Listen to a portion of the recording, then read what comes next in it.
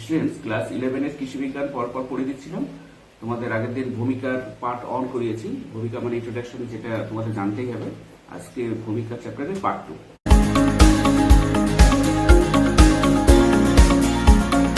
আসলে কৃষি বিজ্ঞানে কি কি বিষয় নিয়ে পড়ছো, কি কি জিনিস জানতে হবে, এই নিয়ে একটা ধারণা। দেখো পার্ট 2 তে কি আছে। ভারতের কৃষির উন্নতির জন্য প্রয়োজনীয় বা গৃহীত পদক্ষেপ।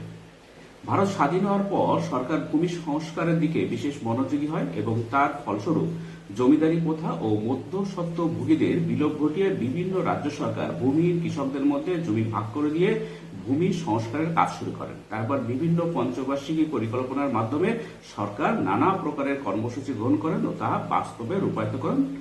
এগুলোর মধ্যে আলোচনা করা হলো। দেখো, স্বাধীন হওয়ার আগে জমিদার প্রথা ছিল, তাহলে জমিদারদের কাছে প্রচুর সম্পদ ছিল, কিন্তু সাধারণ মানুষের কাছে কোনো সম্পদ ছিল না, জমি ছিল না। আবার কিছু ছিল মধ্যস্বত্বভোগী, তারা জমিদারদের কাছ থেকে জমি নিয়ে তারা লোকে দিয়ে কাজ করাতো, কিন্তু সাধারণ মানুষের জমি কিন্তু খুব কম ছিল। সরকার কি করলো, এই সব জমিদারদের কাছ থেকে জমি নিয়ে সাধারণ মানুষের মধ্যে ভূমিহীন, যাদের ভূমি নেই কিন্তু কৃষক, তাদের মধ্যে বন্টন করলো। এতে কি হলো দেখো, এক হচ্ছে কৃষি জমির পরিমাণ বৃদ্ধি পেল, increasing the amount of agricultural land. ভারতে পতিত জমি ও কৃষিযোগ্য অনাবাদী জমি পুনরুদ্ধার করার ফলে কৃষি জমির পরিমাণ বৃদ্ধি পেয়েছে। যেখানে চাষ হতো না, পড়ে থাকতো, সেই সব জমি পুনরুদ্ধার করে আবার কৃষি জমিতে পরিণত করা হলো। 1950-51 সালে ভারতে কৃষি জমির পরিমাণ ছিল 11.1 কোটি হেক্টর। 1993-94 সালে আবাদি জমির পরিমাণ বেড়ে 18 কোটি হেক্টর হয়েছে। এবার তোকে দিয়েছে একই জমিতে বছরে একাধিক ফসল উৎপাদন, production of more than one crop per year in a land. ভারতে জমির পরিমাণ সীমিত পরিমাণ জমি থেকে অধিক ফসল উৎপাদনের জন্য একই জমিতে বছরে একাধিক ফসল উৎপাদনের পরিকল্পনা নেওয়া হয়েছে। জলসেচ ও অন্যান্য কৃষি ব্যবস্থার উন্নতির ফলে এক ফসলি জমিকে বহু ফসলি জমিতে পরিণত করা সম্ভব হয়েছে। মানে যে ফসল আগে শুধু একবারই একটা ফসল হতো, বা ধরো ধানই হলো, আর কিছু ফসল হলো না, কিন্তু সেই সব ফসলকে বহু ফসলিতে রূপান্তর, মানে একটা ফসল হয়ে যাওয়ার পরে জমিটাকে ফেলে না রেখে আর একটা ফসল কিভাবে সেখানে লাগানো যায়, এ বিষয়ে উন্নত গবেষণা চলছে। এবং একই জমিতে বছরে একাধিক ফসল উৎপাদন করলে আমাদের জমিতে সীমিত, কারণ একই জমিতে যদি একাধিক ফসল উৎপাদন হলো তাহলে ফসল উৎপাদনের পরিমাণ বাড়বে। এবং এর জন্য দরকার হলে জলসেচের ব্যবস্থা করতে হবে, কৃষি ব্যবস্থার উন্নতি করতে হবে। বর্তমানে ভারতে কৃষি জমির প্রায় 21% একাধিক ফসল উৎপন্ন করা হয়। 1950-51 সালে বহু ফসলের জমির পরিমাণ ছিল 1.32 কোটি হেক্টর এবং সপ্তম পঞ্চবার্ষিকী পরিকল্পনা, যেটা হয়েছিল 1985 থেকে 1990, এই পঞ্চবার্ষিকী পরিকল্পনাগুলো তোমাদের জানতে হবে, শেষে তার বৃদ্ধি পেয়ে 4.3 কোটি হেক্টর হয়েছে। এই যে কিভাবে স্বাধীনতার পরে বিভিন্ন প্রথম পঞ্চবার্ষিক, দ্বিতীয় পঞ্চবার্ষিক পরিকল্পনা নেওয়া হয়েছিল, কিভাবে দেশকে উন্নতির পথে নিয়ে যাওয়া যায়, কৃষিকে উন্নতির পথে নিয়ে যাওয়া যায়, যার পরিণতি সবুজ বিপ্লব হয়েছিল, এরকম এইগুলো আর কি। জলসেচের প্রসার, ইনক্রিজিং অফ ইরিগেশন ফ্যাসিলিটি। ভারতে মৌসুমিবার আগমনকাল ও বৃষ্টিপাতের পরিমাণ অনিশ্চিত, তাই ফসল চাষ সুষ্ঠুভাবে করার জন্য জলসেচের একান্ত প্রয়োজন। সারা বছর জমিতে ফসল উৎপাদনের জন্য জলসেচ ব্যবস্থার প্রসারের নানান কর্মসূচি গ্রহণ করা হয়েছে। জলসেচের জন্য নদী সেচ প্রকল্প এবং দেশের সর্বোচ্চ বহু মাঝারি ও ছোট সেচ প্রকল্পের কাজ রূপায়ণের ফলে অসংখ্য সাধারণ ও বিদ্যুৎ চালিত নলকূপ, গভীর নলকূপ, সাবমার্সিবল, নদীর জল উত্তোলন পাম্প এবং বহু পুকুর ও সেচ খাল খনন করা সম্ভব হয়েছে। ভারতে আবাদযোগ্য জমির পরিমাণ 17.50 মানে 17.50 কোটি হেক্টর। 1950-51 সালে 2.26 কোটি হেক্টর জমিতে জলসেচের ব্যবস্থা ছিল। 1996-97 সালে সেচপ্রাপ্ত কৃষি জমির পরিমাণ বৃদ্ধি পেয়ে 8.12 কোটি হেক্টর হয়েছে। সেচ ব্যবস্থার প্রসারের জন্য গৃহীত প্রকল্পগুলো সাফল্যমণ্ডিত হবে 2010 সালের মধ্যে। ভারতে মোট 11.3 কোটি হেক্টর জমিতে সেচ দেওয়া যাবে। বর্তমানে ভারতের সেচ জমির পরিমাণ হলো 62%। এই বইটা পুরনো, তাহলে এগুলো পুরনো লিখছে। এখন কিন্তু সেচ সুবিধা, জলসেচের প্রসারণ বেড়েছে, সেচ সুবিধার জমির সংখ্যাও বেড়েছে। এবার দেখো উচ্চ ফলনশীল বীজের ব্যবহার। ভারতে বর্তমানে বিভিন্ন শস্যের উচ্চ ফলনশীল জাতের বীজের উৎপাদন ও ব্যবহার বৃদ্ধি পেয়েছে। ভারতের বিভিন্ন গবেষণা সংস্থায় উচ্চ ফলনশীল বীজ উৎপন্ন করা হচ্ছে। স্বাধীন ভারতে দিল্লিতে ভারতীয় কৃষি গবেষণা পরিষদ, Indian council of agriculture research ও তার অধীনে 23টি গবেষণাগার উচ্চ ফলনশীল বীজের উদ্ভাবন করে কৃষির ক্ষেত্রে বিরাট পরিবর্তন এনেছে। এর মধ্যে তামিলনাড়ুর কোয়েম্বাটোরে আখ গবেষণাগার, সুগারকেন ব্রিডিং ইনস্টিটিউট, এগুলো তোমাদের জানতে হবে কোথায় আছে, যে আখ গবেষণাগার কোথায় আছে। উড়িষ্যার কটকে ধান্য গবেষণাগার মানে সেন্ট্রাল রাইস রিসার্চ ইনস্টিটিউট কোথায় আছে, উড়িষ্যার কটকে। হিমাচল প্রদেশের সিমলায় আলু গবেষণাগার, পশ্চিমবাংলার চুঁচুড়ায় ধান্য গবেষণা কেন্দ্র, বারাকপুরে পাট গবেষণা কেন্দ্র। যদি প্রশ্ন আসে যে পশ্চিমবঙ্গের একটা জায়গা দেখো যেখানে পাট গবেষণা কেন্দ্র আছে, সেটা হচ্ছে পশ্চিমবঙ্গের বারাকপুরে। অধুনা বহরমপুর, মুর্শিদাবাদ এ তৈলবীজ ও ডাল শস্য গবেষণা কেন্দ্র প্রভৃতির নাম উল্লেখযোগ্য। এগুলো সব হয়েছে। বিভিন্ন গবেষণাগারে উৎপন্ন অধিক ফলনশীল বীজ কৃষকদের বন্টন করার জন্য সরকার জাতীয় বীজ নিগম, ন্যাশনাল সিড কর্পোরেশন স্থাপন করেন। এছাড়া সরকারের দুটো সংস্থা, যেটা অ্যাগ্রো ইন্ডাস্ট্রিজ কর্পোরেশন ও সার্বিক এলাকা উন্নয়ন পরিষদ বা সংক্ষেপে CADC, কৃষির অগ্রগতির সঙ্গে যুক্ত। খাদ্যশস্য ভান্ডারজাত করার জন্য ভারতের খাদ্য সংস্থা ফুড কর্পোরেশন অফ ইন্ডিয়া নানাভাবে কাজ চালাচ্ছে। এই যে CADC যদি পুরো নাম কি, তোমাদের অবশ্য প্রশ্ন আসে, কম্প্রিহেন্সিভ এরিয়া ডেভেলপমেন্ট কর্পোরেশন, সংক্ষেপে CADC।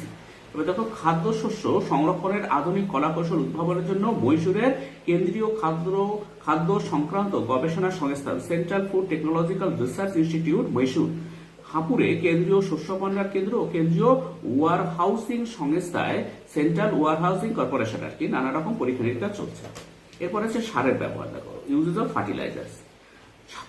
ফসলের ফলন ও জমির উর্বরতা শক্তি বৃদ্ধি করতে সারের প্রয়োজন সবচেয়ে বেশি। প্রথম পঞ্চবার্ষিকী পরিকল্পনা হয়েছিল 1951 থেকে 1956। আমাদের প্রশ্ন আছে প্রথম পঞ্চবার্ষিকী পরিকল্পনা কবে হয়েছিল? 1951 থেকে 1956। পরিকল্পনায় কৃষিক্ষেত্রে সার ব্যবহার শুরু হয়। এই পরিকল্পনায় বছরে 1 লক্ষ মেট্রিক টন সার ব্যবহার করা হয়েছিল এবং 1991-92 সালে তা বৃদ্ধি পেয়ে 85 লক্ষ মেট্রিক টনে দাঁড়িয়েছিল। 1950-51 সালে হেক্টর প্রতি সারের ব্যবহার ছিল 0.5 কেজি এবং তা বৃদ্ধি পেয়ে 1974-75 সালে 17 কেজি এবং 1988 সালে 53.27 কেজি হয়েছিল, মানে 53.27 আর কি। পঞ্চবার্ষিকী পরিকল্পনা কবে হয়েছিল? 1974 থেকে 1979। এটা হচ্ছে পঞ্চম পঞ্চবার্ষিকী পরিকল্পনা। রাসায়নিক সারের সম্পূরক হিসাবে কম্পোস্ট সার তৈরির কর্মসূচি গ্রহণ করা হয়।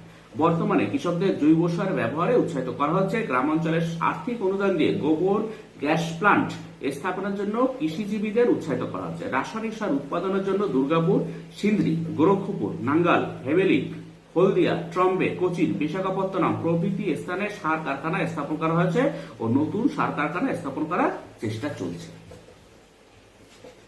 এবার দেখো, পোকা ও রোগনাশক ওষুধের ব্যবহার। রোগ পোকার আক্রমণে ভারতে প্রায় প্রত্যেক বছর আর কি 1500 কোটি টাকার ফসল নষ্ট হয়। উচ্চফলনশীল জাতের শস্য বীজ ব্যবহারে রোগ পোকার আক্রমণের সম্ভাবনা বেশি থাকে। জমিতে ফসল রক্ষা করার জন্য পোকা ও রোগনাশক ঔষধ সময় মতো ব্যবহার একান্ত প্রয়োজন। 1993-94 সালে 83,000 মেট্রিক টন কীটনাশক ঔষধ ব্যবহার করা হয়েছে। ফসলের প্রধান শত্রু কীটের মধ্যে আগাছা 45%, রোগ 30% এবং পোকা 20%, অন্যান্য কীট 5% ফসল নষ্ট করে। এবার হচ্ছে আধুনিক কৃষি যন্ত্রপাতির ব্যবহার। ভারতে অধিকাংশ কৃষক বলদ ও লাঙ্গলের সাহায্যে জমি কর্ষণ করে থাকেন, তবে উন্নত পদ্ধতিতে চাষবাস করার জন্য আধুনিক কৃষি যন্ত্রপাতির প্রয়োজন। বর্তমানে কৃষিক্ষেত্রে ট্রাক্টর, পাওয়ার টিলার ও অন্যান্য কৃষি যন্ত্রপাতির ব্যবহার ধীরে ধীরে বৃদ্ধি পাচ্ছে। প্রতি রাজ্যে অ্যাগ্রো ইন্ডাস্ট্রিজ কর্পোরেশন স্থাপন করা হয়েছে এবং এই সংস্থার মাধ্যমে কৃষি যন্ত্রপাতি কৃষকদের বিক্রি করা হয়ে থাকে।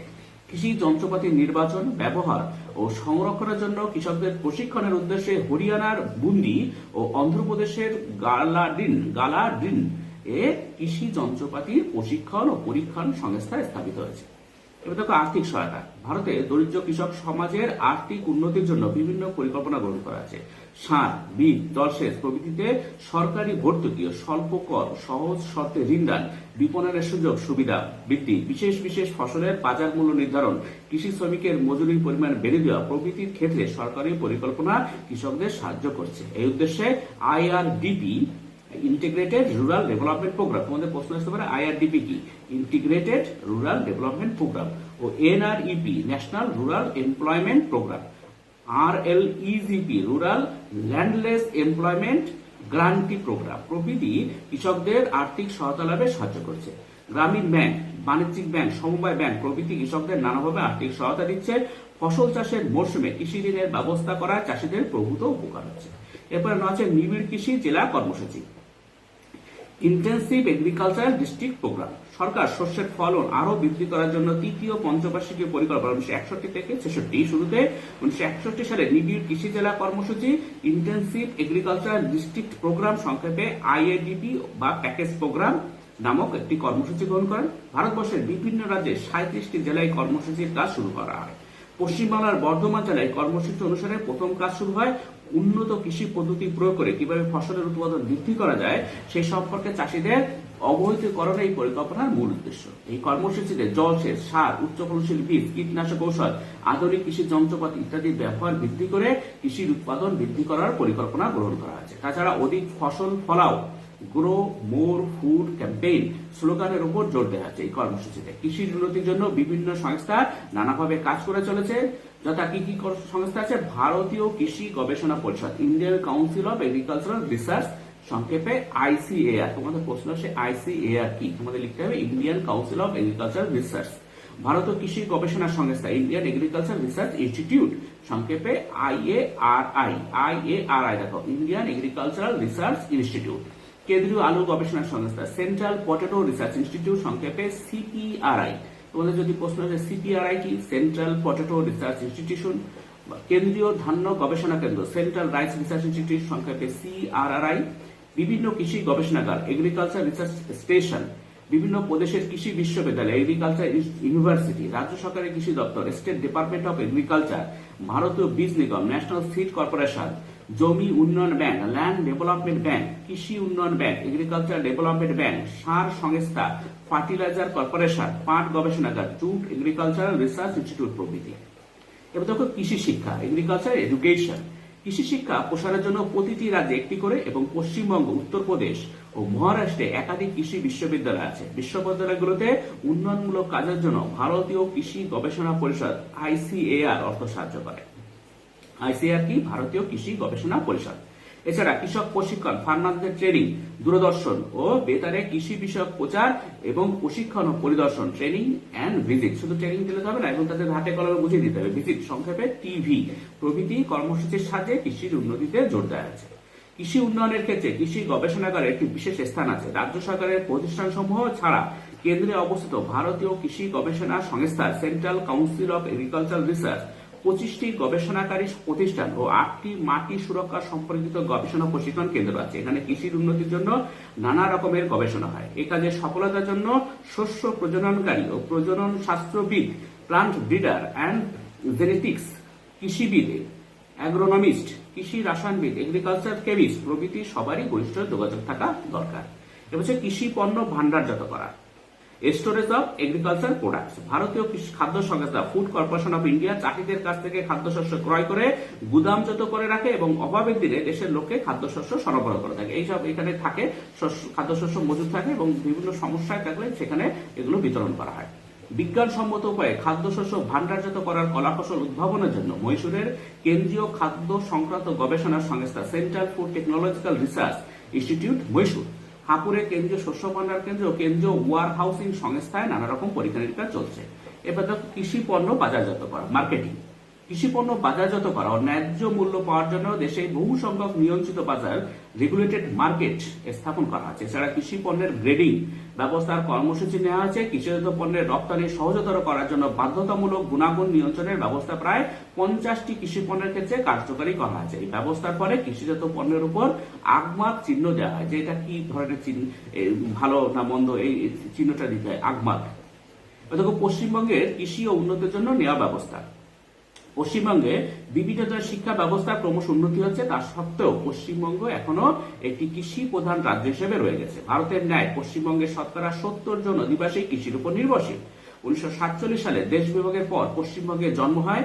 এখানকার জলবায়ু ও মাটি ফসল চাষের উপযোগী, তা সত্ত্বেও আমরা খাদ্যশস্যে ঠিকমতো স্বয়ম্ভর হতে পারছি না।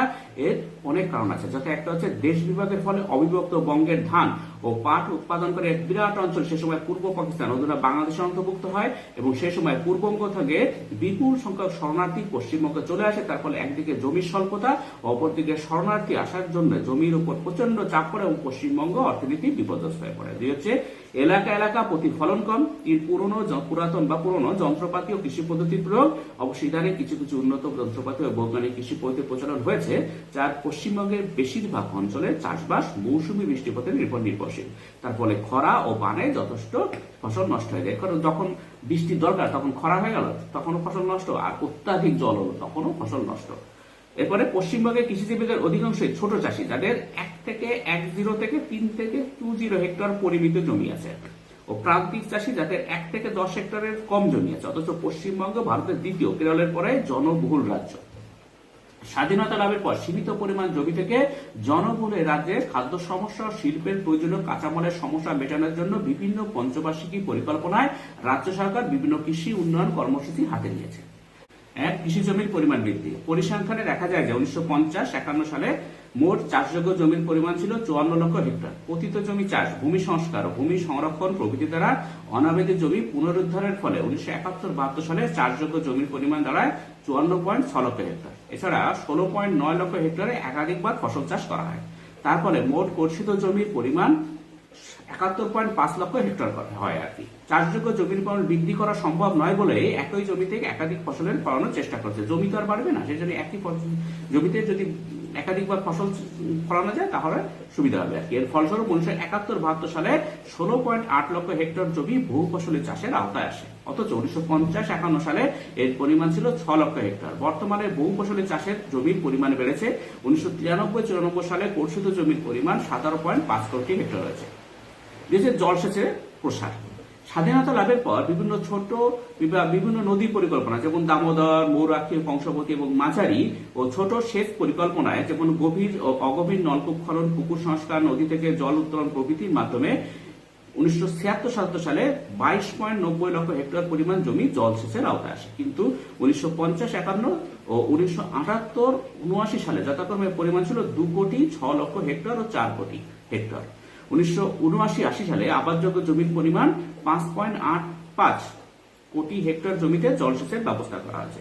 1996-97 সালে 9.18 কোটি হেক্টর জমিতে জলসেচের ব্যবস্থা হয়েছে, যা ভারতে সমগ্র কৃষি জমির আয়তনের 45%। বর্তমানে জলসেচের আওতাভুক্ত জমির পরিমাণ উত্তরোত্তর বেড়ে চলেছে। 3 হচ্ছে সার, বীজ, কৃষি যন্ত্রপাতি ও পোকা রোগনাশক ওষুধের ব্যবহার। বর্তমানে অধিক ফসলের জন্য উচ্চ ফলনশীল জাতের বীজের ব্যবহার বৃদ্ধি পেয়েছে। বেশি ফলন পেতে হলে পরিমিত পরিমাণে রাসায়নিক সারের প্রয়োজন। পরিসংখ্যানে দেখা যায় যে রাসায়নিক সার প্রয়োগের পরিমাণ ক্রমেই বেড়ে চলেছে। এখন শস্যের রোগ পোকার উপদ্রব বৃদ্ধি পেয়েছে, তার ফলে এদের দমন করার জন্য রোগ ও পোকানাশক ঔষধের ব্যবহার হয়েছে। যত রাসায়নিক সার ব্যবহার করা হবে তত রোগ পোকার আক্রমণ বাড়বে। রোগ পোকার আক্রমণ বাড়লে তখন রোগ পোকা প্রতিরোধী, রোগ পোকা ধ্বংস করার জন্য ওষুধ ব্যবহারের পরিমাণও বাড়বে। এবার দেখো নিবিড় কৃষি জেলা কর্মসূচি, ইন্টেন্সিভ এগ্রিকালচার ডিস্ট্রিক্ট প্রোগ্রাম। পশ্চিমবঙ্গের বর্ধমান জেলায় শস্যের ফলন আরো বৃদ্ধি করার জন্য এই কর্মসূচির কাজ প্রথম শুরু হয়েছিল। তবে যদি বলা হয় নিবিড় কৃষি জেলার কর্মসূচি কোথায় প্রথম শুরু হয়েছিল, পশ্চিমবঙ্গের বর্ধমান জেলায়। এছাড়া পশ্চিমবঙ্গে কৃষির সামগ্রিক উন্নয়নের জন্য পশ্চিমবঙ্গ সরকার সামগ্রিক এলাকা কর্মসূচি, কম্প্রিহেন্সিভ এরিয়া ডেভেলপমেন্ট প্রজেক্ট, সংক্ষেপে CADP নামক এক গুরুত্বপূর্ণ প্রকল্পের কাজে হাত দিয়েছে। সম্প্রতি সামগ্রিক এলাকা উন্নয়ন সংস্থার কম্প্রিহেন্সিভ এরিয়া ডেভেলপমেন্ট কর্পোরেশন, সংক্ষেপে CADC তত্ত্বাবধানে কাজ চলছে। এই কর্মসূচির উদ্দেশ্যে সফল হলে পশ্চিমবঙ্গের কৃষি আরো উন্নতি হবে। এই কর্মসূচির কতিপয় মূল লক্ষ্য আছে, যাতে এক হচ্ছে আধুনিক বিজ্ঞানসম্মত চাষবাসকে ভিত্তি করে গ্রামের অর্থনৈতিক সমৃদ্ধি সৃষ্টি করা, কৃষি উৎপাদন ও উপার্জন বাড়ানো এবং সুষম বন্টন নিশ্চিত করা। হচ্ছে রাজ্যের প্রায় অর্ধেক বসবাসী আজও যে দারিদ্র সীমার নিচে রয়েছে তাদের দারিদ্র দূর করা, তার সঙ্গে কৃষির সর্বাঙ্গীন উন্নতির পথের বাধাগুলো, যেমন মহাজনী ঋণ, ফাটকা ব্যবসা ইত্যাদি দূর করা। ঠিক আছে, জমির পরিমাণ বা জমিতে একাধিক ফসল উৎপন্ন করা ছাড়াও গ্রামের বেকার শ্রমিক শক্তির একটি বিরাট অংশ কৃষি ও অনুষঙ্গ কাজ, যেমন পশুপালন, মুরগি পালন, মাছ চাষ, কৃষি শিল্প ইত্যাদি, যাতে সুযোগ পায় তার ব্যবস্থা করা। এখন তো এমপ্লয়মেন্ট একটা বিশাল সমস্যা, তাহলে যদি এই গ্রামের ছেলেদের উৎসাহিত করা যায় পশুপালনে, মুরগি পালনে, মাছ চাষে, তাহলে কিন্তু কর্মসংস্থানের সুযোগ বাড়বে আর কি। সব জমির জন্য সেচ, বিদ্যুৎ, পথঘাট, বাজার ইত্যাদি ব্যবস্থা করা। এবারে 5 হচ্ছে কৃষককে মহাজনীদের দায় থেকে মুক্ত করার জন্য আইন প্রণয়ন এবং তা বাস্তব রূপায়িত করা, ন্যায্য দামে ফসল বিক্রি, ব্যাংক ও সমবায় সমিতি থেকে ঋণ প্রদান এবং প্রতিটি গ্রামে শস্যগুলো স্থাপন প্রভৃতির ব্যবস্থা করা। ব্যাংক জাতীয়করণের পর এসব কাজ সহজ হয়েছে। যখন প্রাইভেট ব্যাংক নেই, ব্যাংকে জাতীয়করণ করা হয়েছে, তখন আর ব্যাংক থেকে ঋণ নিয়ে কৃষক চাষ করতে পারবে, তখন আর তাকে কোনো মহাজনীর কাছে ঋণ নিয়ে ঋণের জালে জর্জরিত হতে হবে না। কৃষির উন্নতির জন্য বিভিন্ন জেলায় CADP, বর্তমানে CADC কাজ শুরু হয়েছে। রাজ্য পরিকল্পনা পরিষদ 1972 সালে মে মাসে গঠিত হয়। এটা বা রাজ্য পরিকল্পনা পরিষদ কবে গঠিত হয়? 1972 সালে। তোমাদের এরকম প্রশ্ন আসতে পারে। উদ্ভাবিত এই প্রকল্প বেশ জনপ্রিয়তা লাভ করেছে। আইএডিপি ইন্টিগ্রেটেড রুরাল ডেভেলপমেন্ট প্রজেক্ট এর মাধ্যমে দারিদ্র্য সীমার নিচে বসবাসকারী কৃষিজীবীদের মধ্যে সরাসরি ব্যাংক ঋণ দেওয়ার ব্যবস্থা করে স্বনির্ভর হতে সাহায্য করা হচ্ছে। এবার দেখো ভারতের কৃষি বিপ্লব, agriculture development revolution of India. বিপ্লব মানুষের অগ্রগতির পথ প্রদর্শক। বিপ্লব ছাড়া কোনো কিছুর আমূল পরিবর্তন করা সম্ভব নয়। কৃষি ভারতের অন্যতম জাতীয় সম্পদ। স্বাধীনতা লাভের পর বিভিন্ন পঞ্চবার্ষিকী পরিকল্পনার মাধ্যমে কৃষিকে ব্যাপকভাবে জাতীয় অর্থনৈতিক পরিকল্পনার অন্তর্ভুক্ত করা হয়। তাড়াতাড়ি লোক সংখ্যা বাড়া, বেশি খাদ্যশস্যের চাহিদা, প্রাকৃতিক দুর্যোগ, প্রাচীন পদ্ধতিতে চাষ প্রভৃতির কারণে ভারতীয় কৃষির অগ্রগতি 1930 সাল পর্যন্ত তেমন ঘটেনি।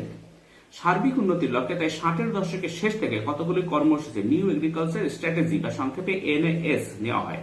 কৃষিতে উচ্চ ফলনশীল বীজের ব্যবহার, রাসায়নিক সার ও কীটনাশক ঔষধের প্রয়োগ আর কি, কৃষি যন্ত্রপাতির ব্যবহার, জলসেচ প্রকল্প রূপায়ণ, উন্নত বিপণন ব্যবস্থা, জমি ও ফসলের মালিকানা সত্ত্ব, সহজ শর্তে চাষীদের ঋণ ও পরামর্শ প্রভৃতি উল্লেখযোগ্যভাবে বৃদ্ধি পাওয়ায় কৃষিজ দ্রব্য উৎপাদনে এক বৈপ্লবিক পরিবর্তন দেখা যায়। কৃষি জমির পরিমাণ বৃদ্ধির সঙ্গে হেক্টর প্রতি উৎপাদনের বৃদ্ধি বেড়ে থাকে।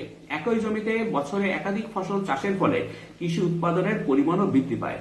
কয়েক বছর ধরে ধারাবাহিক কৃষি ফসলের উৎপাদন তাড়াতাড়ি বৃদ্ধি পাওয়ায় কৃষির এরূপ অগ্রগতিকে সবুজ বিপ্লব নামে আখ্যায়িত করা হয়। তোমাদের প্রশ্ন আসতে পারে সবুজ বিপ্লব বা গ্রিন রেভলিউশন কি? এর প্রভাবে পাঞ্জাব, হরিয়ানা, উত্তরপ্রদেশ প্রভৃতি রাজ্যে গম চাষের অভাবনীয় উন্নতি ঘটে এবং 1966-67 সাল থেকে 1978-79 সালে একটি নির্দিষ্ট অঞ্চলে গম বিপ্লবের সূচনা ঘটে। গম বিপ্লবের অভিজ্ঞতা ধান, ভুট্টা, জোয়ার, পাট, আখ, কার্পাস প্রভৃতি কৃষি ফসলের ক্ষেত্রে প্রয়োগ করা হয়। ফলে 80-র দশকে ভারতে কৃষিক্ষেত্রে কৃষিজ দ্রব্য উৎপাদনের এক বৈপ্লবিক পরিবর্তন ঘটে। এরূপ পরিবর্তনকে কৃষি বিপ্লব রূপে আখ্যায়িত করা হয়। এবার দেখো কৃষি ব্যবস্থা, টাইপ অফ এগ্রিকালচার প্র্যাকটিসেস। কৃষি দেশের বেশিরভাগ লোকের জীবিকার অন্যতম অঙ্গ। ভারতের বিভিন্ন রাজ্যে বিভিন্ন প্রকার ফসল উৎপন্ন হয়ে থাকে এবং সে অনুযায়ী কৃষি ব্যবস্থা গড়ে উঠছে। যেমন এক হচ্ছে প্রাকৃতিক ও অর্থনৈতিক ব্যবস্থার তারতম্য অনুসারে কৃষি ব্যবস্থা। তার মধ্যে কি আছে? এক, স্বয়ংসম্পূর্ণ কৃষি। এটি একটি অতি প্রাচীন কৃষি পদ্ধতি। প্রাচীনকালে মানুষ নিজের প্রয়োজনীয় সমস্ত কৃষিজ পণ্য নিজেই উৎপন্ন করত এবং তা নিজেই ভোগ করত। এই প্রকার কৃষি ব্যবস্থাকে স্বয়ংসম্পূর্ণ কৃষি বা জীবিকা সত্তাভিত্তিক কৃষি বলা হয়। তোমাদের প্রশ্ন আসবে জীবিকা সত্তাভিত্তিক কৃষি কি? সাধারণত যেখানে যাতায়াত ব্যবস্থা অনুন্নত ও বিনিময় প্রথা প্রচলিত নেই সেখানে এ প্রকার কৃষি পদ্ধতি এখনো দেখতে পাওয়া যায়। উত্তর পূর্ব ভারতের পাহাড়ি এলাকায় এরকম কৃষি ব্যবস্থা এখনো প্রচলিত আছে। মানে নিজের যেটুকু দরকার সেটুকু চাষ করা হয় যাতে নিজের প্রয়োজনটা মেটে। এটা হচ্ছে স্বয়ংসম্পূর্ণ কৃষি। দুই হচ্ছে বাণিজ্যিক কৃষি। সভ্যতার উন্নতির সঙ্গে পরিবহন ব্যবস্থার উন্নতি ও বিনিময় প্রথার প্রসার ঘটে। কৃষক নিজের প্রয়োজনীয় পণ্য উৎপাদন করে তা দিয়ে নিজে সকল চাহিদা পূরণ করতে পারে না। এজন্য তাকে উৎপন্ন ফসল বাজারে বিক্রি করে অর্থ উপার্জন করতে হয় এবং তা দিয়ে প্রয়োজনীয় অন্যান্য সামগ্রী ক্রয় করতে হয়। সুতরাং বাজারে বিক্রি করার উদ্দেশ্যে শস্য উৎপাদন করা হয়। তাই এই রকম কৃষি ব্যবস্থাকে বাণিজ্যিক কৃষি, কমার্শিয়াল এগ্রিকালচার বলা হয়। মানে কৃষক প্রচুর ভাবে চাষ করছে, তার নিজের প্রয়োজন ছাড়া অতিরিক্ত চাষ করছে, সেগুলো বিক্রি করে তার অন্যান্য প্রয়োজন মেটাচ্ছে। এটা হচ্ছে তোমার বাণিজ্যিক কৃষি। এরপর 3 হচ্ছে বাগিচা কৃষি। এরকম কৃষি ব্যবস্থা বাণিজ্যিক কৃষি ব্যবস্থার একটি আধুনিক রূপ। অনুকূল পরিবেশে কোনো একটি স্থানে যখন বৈজ্ঞানিক পদ্ধতিতে একটি মাত্র ফসল উৎপন্ন করা হয় তখন এরকম কৃষি ব্যবস্থাকে বাগিচা কৃষি বলা হয়। তোমাদের প্রশ্ন আসে বাগিচা কৃষি কাকে বলে বা বাগিচা কৃষি কি? বৈজ্ঞানিক মূলধন ও পরিচালনা এবং স্থায়ী শ্রমিকের সাহায্যে এই প্রকার কৃষি ব্যবস্থা গড়ে ওঠে। ক্রান্তীয় উপক্রান্ত অঞ্চলে চা, কফি, আখ, তামাক, রবার ইত্যাদি এ কোথায় চাষ হয়। ভারতে পশ্চিমবঙ্গ ও আসামে চা বাগিচার চাষ উল্লেখযোগ্য। এরপর হচ্ছে মিশ্র কৃষি, মিক্সড ফার্মিং। তোমাদের প্রশ্ন আসে মিশ্র কৃষি কি? এই কৃষি ব্যবস্থায় কৃষিক্ষেত্রে বিভিন্ন প্রকার ফসল উৎপাদনের সঙ্গে সঙ্গে পশুপালন, মুরগি পালন, শূকর পালন ইত্যাদি করা হয়।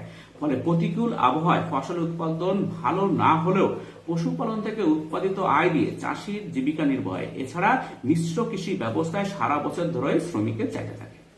এবারে খ হচ্ছে দেশের আয়তন ও জনসংখ্যা অনুসারে কৃষি ব্যবস্থা। তার মধ্যে এক হচ্ছে প্রগাঢ় কৃষি বা নিবিড় কৃষি। যে কৃষি ব্যবস্থায় অল্প পরিমাণ জমিতে অধিক অর্থ শ্রম নিয়োগ করে একই জমি থেকে বছরে একাধিক ফসল উৎপন্ন করা হয় তাকে প্রগাঢ় কৃষি বা নিবিড় কৃষি বা ইন্টেনসিভ এগ্রিকালচার বলা হয়। বেশি উৎপাদনের জন্য উন্নত কৃষি যন্ত্রপাতির ব্যবহার, উচ্চ ফলনশীল বীজ ব্যবহার, রাসায়নিক সার প্রয়োগ, জলসেচ, শস্যাবর্তন প্রভৃতির মাধ্যমে প্রগাঢ় চাষ হয়ে থাকে। সাধারণত যে সকল দেশের জনসংখ্যার তুলনায় কৃষিযোগ্য জমির আয়তন কম সে সকল দেশে নিবিড় কৃষি ব্যবস্থা গড়ে উঠেছে। দ্বিতীয় হচ্ছে ব্যাপক কৃষি, এক্সটেন্সিভ ফার্মিং অফ এগ্রিকালচার। যে কৃষি ব্যবস্থায় অধিক পরিমাণ জমিতে অল্প পরিমাণ শ্রম নিয়োগ করে ফসল উৎপন্ন করা হয় তাকে ব্যাপক কৃষি বা এক্সটেন্সিভ এগ্রিকালচার বলা হয়। যেসব দেশে জনসংখ্যার তুলনায় কৃষি জমির পরিমাণ বেশি সেই সব দেশে ব্যাপক কৃষির প্রচলন রয়েছে। ব্যাপক কৃষি অঞ্চলে জমির পরিমাণ বেশি থাকায় সব জমিতে ফসল চাষ করা হয় না। এবার দেখো বৃষ্টিপাতের তারতম্য অনুসারে কৃষি পদ্ধতি, তার মধ্যে এক হচ্ছে বৃষ্টি সেবিত কৃষি। আমাদের দেশে বেশিরভাগ চাষবাসী বৃষ্টির উপর নির্ভরশীল। কৃষিকাজের জন্য প্রচুর জল দরকার। যেসব অঞ্চলে প্রচুর পরিমাণে নিয়মিত বৃষ্টিপাত হয় সেসব অঞ্চলে বৃষ্টির জলে চাষবাস করা হয়ে থাকে। বৃষ্টিপাতের পরিমাণ অনুযায়ী ফসল চাষ হয়ে থাকে। অধিক বৃষ্টিপাতযুক্ত অঞ্চলে ধান, পাট, আখ প্রভৃতি ফসল চাষ হয়। দেশের শুষ্ক কৃষি, ড্রাই ফার্মিং, যেসব অঞ্চলে বৃষ্টিপাতের পরিমাণ কম এবং জমিতে জলসেচের ব্যবস্থা করা সম্ভব নয় সেসব অঞ্চলে শুষ্ক কৃষি বা ড্রাই ফার্মিং ব্যবস্থা প্রচলিত আছে। বৃষ্টিপাতের পর জমি কর্ষণ করে মই দিয়ে রাখলে মাটিতে রস সংরক্ষিত থাকে এবং তা দিয়ে কিছু ফসল উৎপাদন করা হয়। সাধারণত যেসব অঞ্চলে 50 সেন্টিমিটার অপেক্ষা কম বৃষ্টিপাত হয় সেসব অঞ্চলে গম, মিলেট প্রভৃতি শস্য বিনা সেচে উৎপন্ন করা হয়। ভারতের রাজস্থানের শুষ্ক কৃষির প্রচলন দেখা যায়। তোমাদের প্রশ্ন আছে শুষ্ক কৃষি কি এবং কোথায় এর প্রচলন দেখা যায়? উত্তর হচ্ছে ভারতের রাজস্থানে। কিন্তু হচ্ছে শেষ সেবিত কৃষি, এটা খুব তোমাদের প্রশ্ন আছে, শেষ সেবিত কৃষি কি? যেসব অঞ্চলে বৃষ্টিপাতের পরিমাণ কম ও বৃষ্টিপাত অনিশ্চিত সেসব অঞ্চলে জলসেচ দিয়ে ফসল উৎপন্ন করা হয়, একে সেচ সেবিত কৃষি, ইরিগেটেড এগ্রিকালচার বলা হয়। বর্তমানে গভীর ও অগভীর নলকূপ এবং নদীর জল উত্তোলন পাম্প, রিভার পাম্প বসিয়ে বড় বড় নদীতে বাঁধ দিয়ে নদী, পুকুর প্রভৃতি থেকে পাম্প করে জল তোলার ব্যবস্থা করে জমিতে জলসেচ দেওয়া হচ্ছে। সেচ সেবিত এলাকায় জমি থেকে বছরে একাধিক ফসল চাষ করা যায়। গছে ফসল উৎপাদন পদ্ধতি অনুসারে কৃষি পদ্ধতি, তার মধ্যে প্রথম হচ্ছে এক ফসলি কৃষি। সাধারণত বৃষ্টিপাতের উপর নির্ভর করে যেসব অঞ্চলে চাষবাস করা হয় সেসব জমিতে বছরে একটি মাত্র ফসল উৎপন্ন করা হয়, একে এক ফসলি কৃষি পদ্ধতি বলে। এসব অঞ্চলে জলসেচের কোনো প্রকার ব্যবস্থা না থাকায় একাধিক ফসল চাষ করা যায় না। ভারতে চা উৎপাদন এক ফসলি কৃষির উদাহরণ। আমাদের দেশে অনেক জায়গায় বছরে শুধুমাত্র আমন ধানের চাষ হয়ে থাকে, এটিও একটি এক ফসলি কৃষির উদাহরণ। মানে অন্য সময় সেখানে এমন খরা, বিশেষ করে পুরুলিয়া জেলায় শুধুমাত্র আমন ধানের চাষই হয়, কারণ এখানে এক ফসলি কৃষি আর কি। অন্য সময় এখানে চাষ করা সম্ভব না, কারণ জলসেচের ব্যবস্থা নেই। এবার হচ্ছে দো ফসলি কৃষি। জলসেচ ব্যবস্থা করে একই জমি থেকে যখন দুটি ফসল উৎপন্ন করা হয় তখন একে দো ফসলি কৃষি পদ্ধতি বলে। ভারত, চীন, জাপান, বাংলাদেশ প্রভৃতি দেশে বছরে একই জমিতে একবার ধান বা একবার গম এবং অন্য কোনো রবি শস্যের চাষ হয়ে থাকে। তিনি হচ্ছে বহু ফসলি কৃষি। শস্য সূচি অবলম্বন করে বা শস্য সূচি অবলম্বন না করে কোনো ভূমিখণ্ডে বছরে দুইয়ের বেশি ফসল চাষকে বহু ফসলি চাষ বলে। এ প্রকার কৃষি পদ্ধতির সাহায্যে একক এলাকা থেকে অধিক ফসল পাওয়া যায়। জনবহুল রাজ্যে জমিকে ফেলে না রেখে সারা বছরই তাতে শস্য উৎপাদন করা হয়। ভারতবর্ষে বর্তমানে বহু ফসলি চাষের প্রচলন হয়েছে। কতিপয় কৃষি পদ্ধতির সাহায্যে সফলতা অর্জন করা যায়, যথা হচ্ছে অবিরাম চাষ বা রিলে চাষ কোথায়? আমাদের দেশের জমির পরিমাণ সীমিত, তাই ক্রমবর্ধমান খাদ্যের চাহিদা মেটাতে হলে একই জমি থেকে বছরে একাধিক ফসল উৎপন্ন করতে হবে। এই চাষের ক্ষেত্রে জমি কখনো ফাঁকা থাকে না, বছরে সব সময় জমিতে কোনো না কোনো ফসল থাকে। এবারে হচ্ছে পয়রা শস্য চাষ। অনেক সময় আমন ধান কাটবার 3-4 সপ্তাহ আগে জমি ভিজে থাকতে থাকতে ছোলা, খেসারি, মসুর, লুসার, বার্সিম ইত্যাদি শস্যের বীজ ধান জমিতে হাতে ছিটিয়ে বোনা হয়, একে পয়রা চাষ বলে। এভাবে চাষ করলে বিনা চাষে একটি বাড়তি ফসল পাওয়া যায়, এছাড়া সময় মতো বীজ বোনা যায়। ওদের প্রশ্ন হচ্ছে পয়রা শস্য চাষ কি? এরপরে হচ্ছে মধ্যবর্তী শস্য চাষ। একটি প্রধান ফসলের সঙ্গে অল্পকাল স্থায়ী দুই একটি ফসল চাষ করা হলে তাকে মধ্যবর্তী শস্য চাষ বলে। প্রধান ফসলের দুটো সারির মাঝখানে ফাঁকা জায়গাকে কাজে লাগানো এবং একক এলাকা থেকে অধিক ফসল ফলানো মধ্যবর্তী চাষের শস্যের উদাহরণ। মধ্যবর্তী ফসল চাষ করার জন্য আলাদাভাবে জমি তৈরি, সার প্রয়োগ, মাধ্যমিক পরিচর্যা প্রভৃতির জন্য বাড়তি খরচ লাগে না, অথচ একই ফসল থেকে বাড়তি আয় পাওয়া যায়। সাধারণত আখের সঙ্গে গম, সর্ষে, আলু ও সবজির ফসল, আলুর সঙ্গে সর্ষে, ফুলকপি, বাঁধাকপি, কুমড়ো প্রভৃতি এবং ফলের বাগানে কলা, পেঁপে ও সবজির শস্য সাথী ফসল হিসেবে চাষ করা হয়। পাঁচ হচ্ছে শস্যাবর্তন বা চক্র কৃষি।